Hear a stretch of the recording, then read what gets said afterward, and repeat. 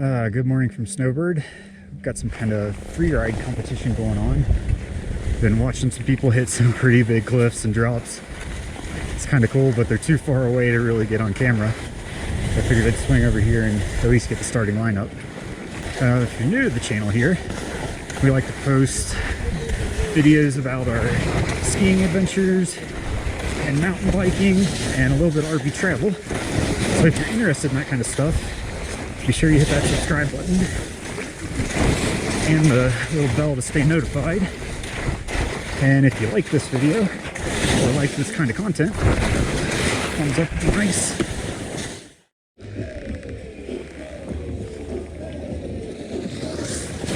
Lindsey and I are out hanging off for the Peruvian lift, trying to warm up our legs.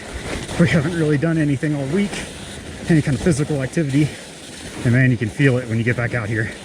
Legs feel like jello right away. Snow conditions are good, but not as good as they should be, considering we just got in with 4 feet of fresh snow, which is crazy. And now it's all hard packed, and everybody tearing it up for the last couple days, but it's still fun.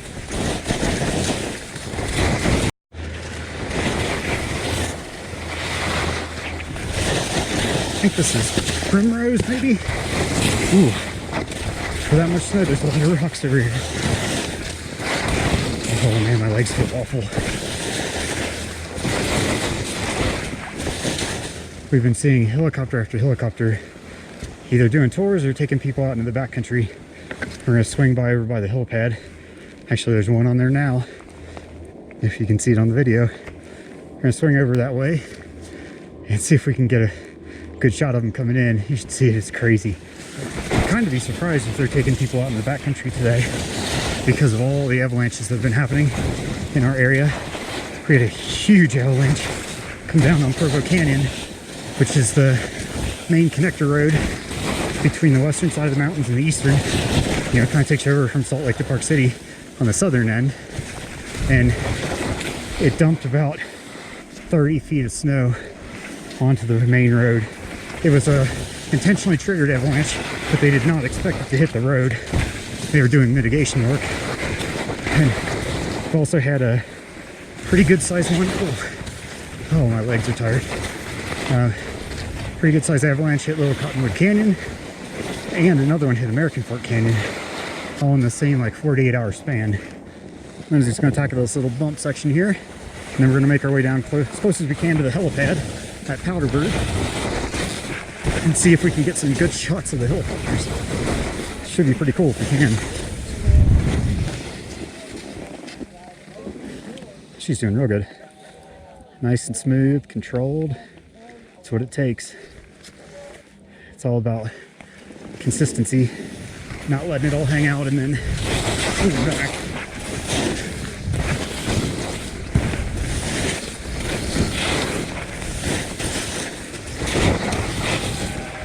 My legs feel like they weigh 100 pounds each. That's what I get for not working out. Oh, the crowd of a holiday weekend. People laying everywhere.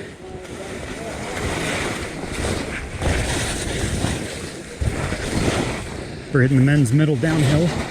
I gotta say, I'm really proud of Lindsey today. I haven't even been asking her to get on the harder stuff, and she's just like tackling it all. It's awesome.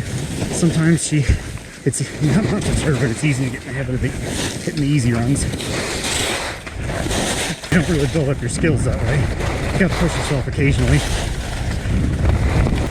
All right, I need to get up here because there's still some good snow over here, but that's a long traverse.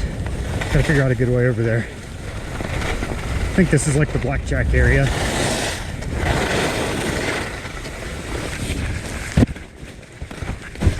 I don't actually come over here very much. I kind of forget about this area, but it takes you over by the Cliff Lodge, which is where we spent Lindsey's birthday. Beautiful place if you get a chance to stay. Kind of expensive, but awesome. Totally worth it.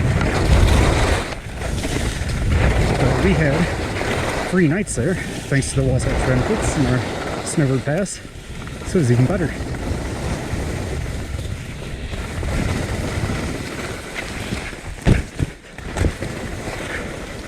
Not really sure what this little cat track's called. I'll have to look it up when I get home, tack it on the video. But this really extends Chip's Run. And I always forget this is over here. I bet I haven't been over here in 2 years. It gives you an awesome view of the Cliff Lodge, which we'll see in just a second.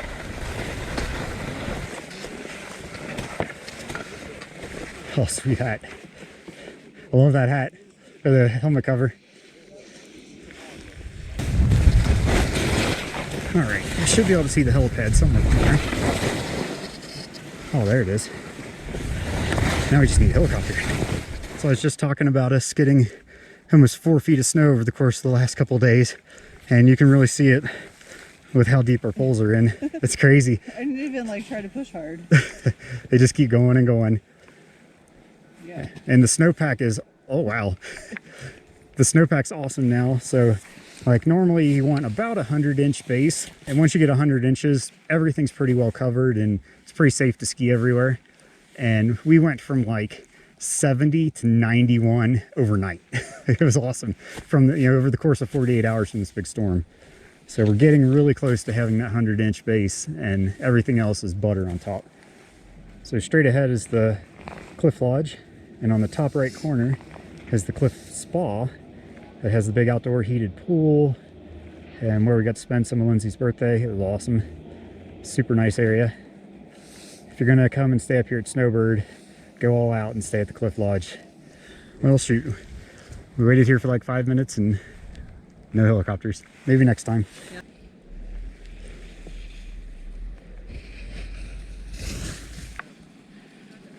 Looking good. How is it? It was like up in the air. Jump turns. Something. This is a little connector path around the Cliff Lodge.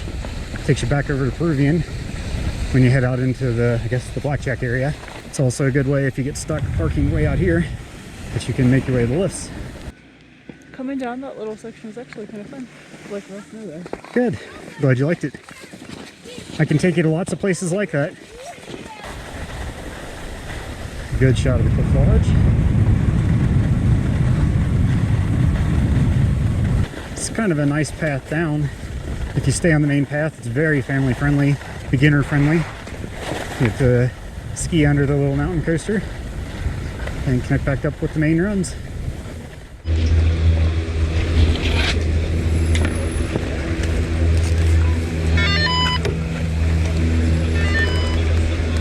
We're out doing a little sessioning practice today, trying to improve our technique, kind of hitting some of the same areas, recording it so we can watch it later and see what we're doing right and what we're doing wrong.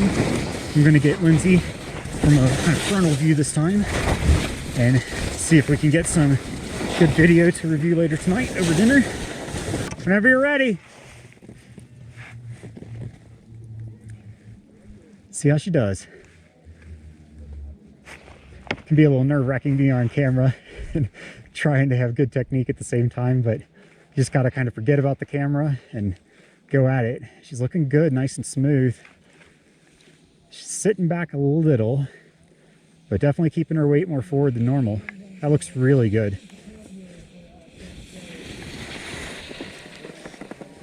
This is not an easy run, and she's got nice, smooth turns. Consistent speed, not stopping in between the turns. Very good. That's great progression. So glad that she's progressing like this.